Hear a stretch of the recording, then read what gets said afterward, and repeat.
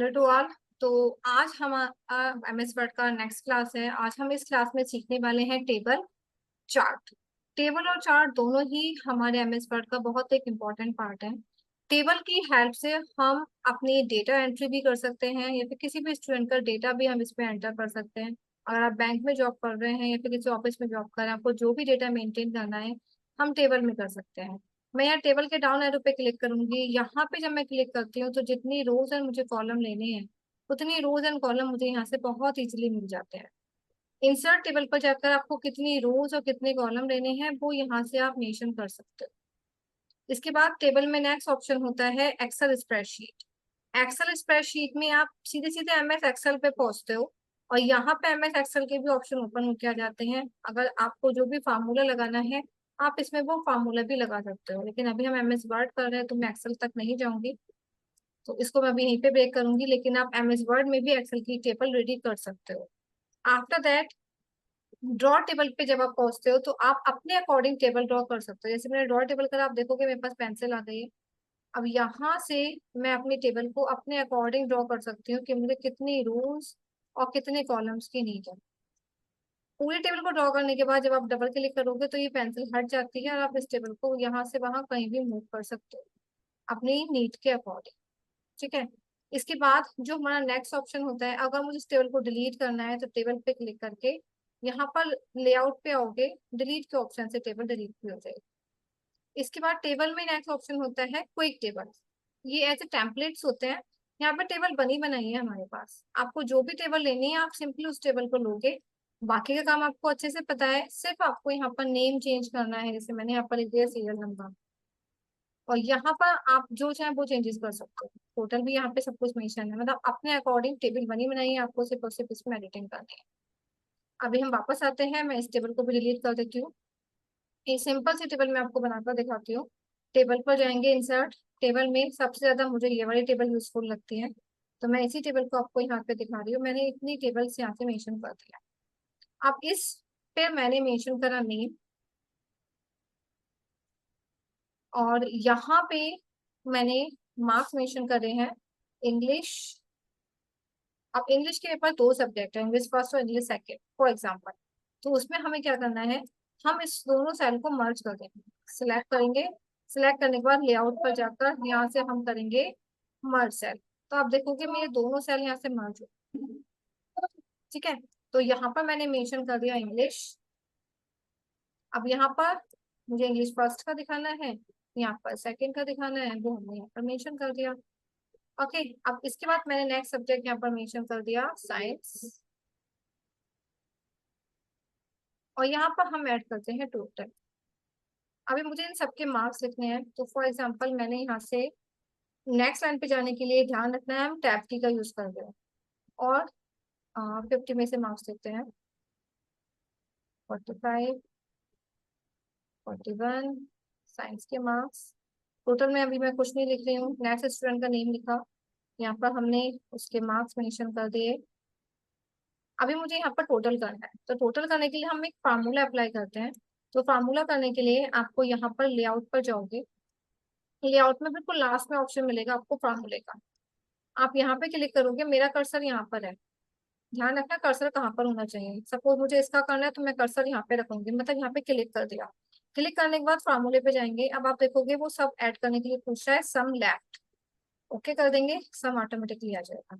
Same यहाँ पे हमने फार्मूला अप्लाई करा, अब वो कह रहा है सम अबव, लेकिन मुझे अबव का सम नहीं चाहिए, मुझे लेफ्ट का ही लेना है। तो मैं इसको डिलीट करके यहाँ पर टाइप कर देती हूँ left, bracket close and okay. तो इस टाइप से वो आपकी टेबल बनाकर दे दे। अब मान लीजिए मैंने टेबल पूरी अपनी कंप्लीट कर दिया, मैं सिंपली इसको यहाँ से कॉपी पेस्ट कर देती हूँ, control C and control V. अब टेबल मुझे आगे भी लेनी है, मुझे आगे की रोज भी बनानी है। तो हमारे पास कीबोर्ड में एक ऑप्शन होता है टैब, टैब की। तो यहाँ पे क्लिक करने के बाद आप सिंपली टैब की प्रेस करोगे। अब देखो मैंने सिर्फ और सिर्फ एक टैब की प्रेस करी जो कि मेरे कीबोर्ड में है, क्यू के पास होती है टीएबी टैब। जितनी रो जितने कॉलम चाहिए उतनी कॉलम और टेबल आपकी यहाँ तक बनती चली जाएगी।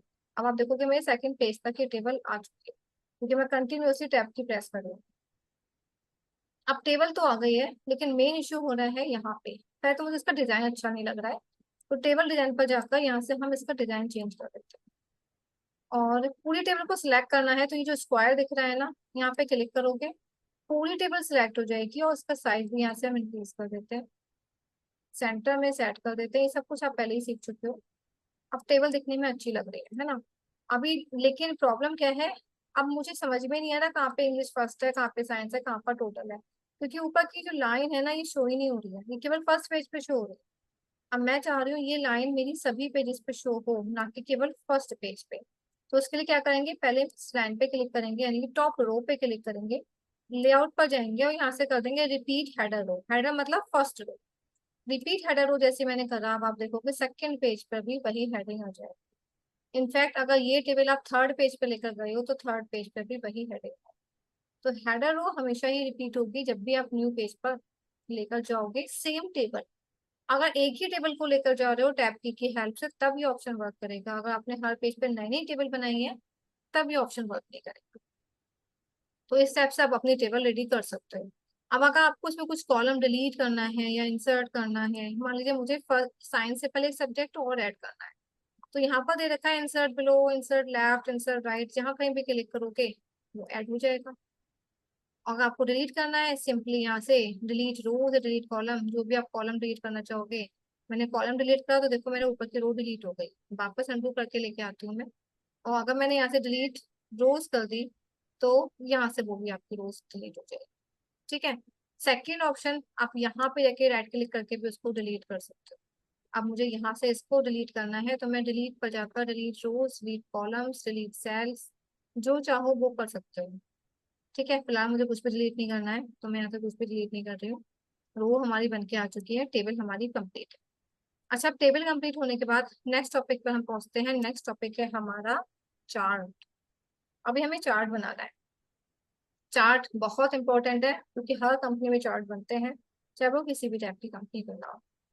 तो यहाँ से आने के बाद मैं सेंटर की जगह इसको यहाँ पर लेकर आती हूँ। इंसर्ट पे जाएंगे, चार्ट पे क्लिक करेंगे। यहाँ पे आपको टोटल 11 टाइप के चार्ट्स होते हैं जो बहुत इंपॉर्टेंट होते हैं। डिपेंड करता है सिचुएशन पे कि आप कौन सा बना रहे हो। जैसे अगर बोटिंग के लिए बना रहे हो पाई चार्ट यूज करोगे, लैंड के लिए बार चार्ट यूज करोगे, एरिया के लिए एरिया चार्ट यूज करोगे, मार्कशीट बना रहे हो कॉलम चार्ट यूज करोगे।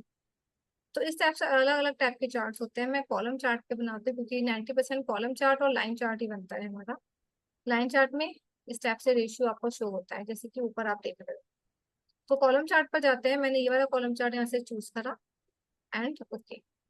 चार्ट जैसे ही बनकर आएगा, चार्ट के साथ में एक और पेज ऊपर होके आता है जिसको हम बोलते हैं एक्सेल की शीट।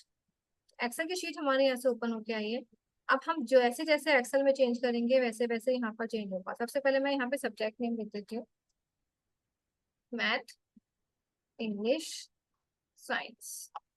आप देखोगे यहाँ पर भी मैथ, इंग्लिश, साइंस चेंज होगा। सब स्टूडेंट नेम लिख देते हैं, AGR, नेम भी चेंज हो गए। अब जैसे जैसे हम मार्क्स चेंज करेंगे आपके यहाँ पर मार्क्स भी चेंज होते जाएंगे, यानी कि आपका चार्ट भी यहाँ से चेंज होता हो जाए।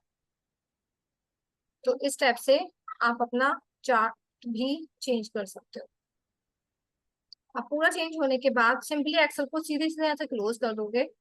आ गया चार्ट। चार्ट का टाइटल जो भी आपको लेना है, मान लीजिए मुझे यहाँ पे स्कूल का, सॉरी, अब मान लीजिए मुझे यहाँ पर स्कूल का नेम देना है। तो यहाँ पे जब मैं चार्ट टाइटल पे क्लिक करा, इसको मैं यहाँ से डिलीट करके स्कूल लिख देती हूँ सेंट मैरी। ठीक है, तो इस टाइप से आप अपना स्कूल का नेम लिख सकते हो। चार्ट के डिजाइन आपको मिलेंगे, कोई सा भी डिजाइन आप ऐसे चूज कर लोगे।